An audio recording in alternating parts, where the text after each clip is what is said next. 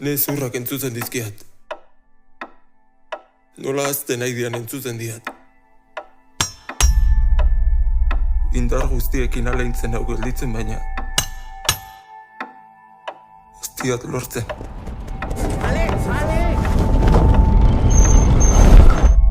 Ez bade gelditzen.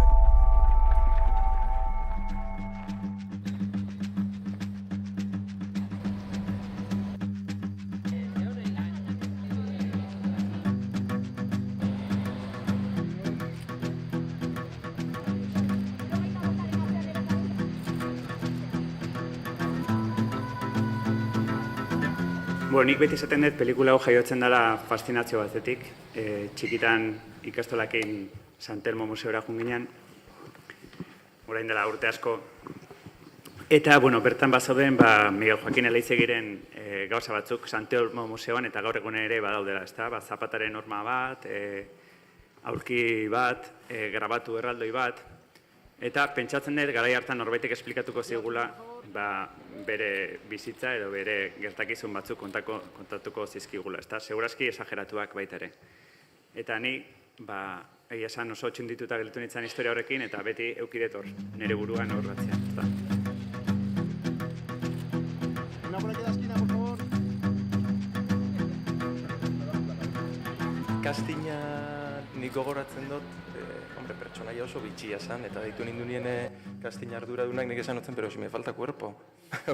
Hozela ningo dut.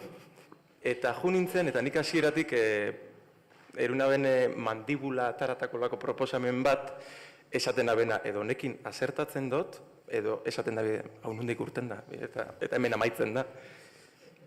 Eta esan horra amaitu, eskerrak.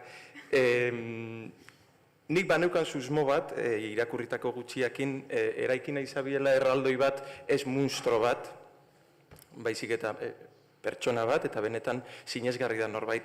Nik oso presente eukina ben kastinien zierrere bai, kontzeptu batzuk asko lotzen dotazenak ume txiki batekin, diela inozentzia alde batetik, beste alde batetik minak barruan daukazenien espresatzeko zailtasuna daukala, hori umiek asko deki eta negarrera jotzen dabi, edo garrasira, eta uste dok Joakinek ere modu baten holan erreakzionatzen dagoela, ez da?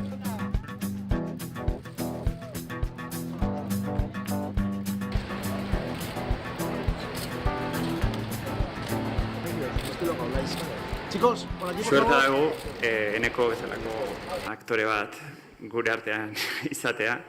Aktore oso ona izateaz gain, teknika handiko aktorea eta, guretzat behintzat, deskubrimendu bat, zentzu guztitan, fisiko berezia duna eta egokitu zitekena Miguel Joaquini aurpegi bat jartzeko, ezta. Eta oso pozik gaude bera aukeratu izanarekin, ze iruditzen zaigu normala bilakatu dula, normala aztan zerbait da, irudikatzea nola dan erraldoi bat, nola mugitzen dan erraldoi bat.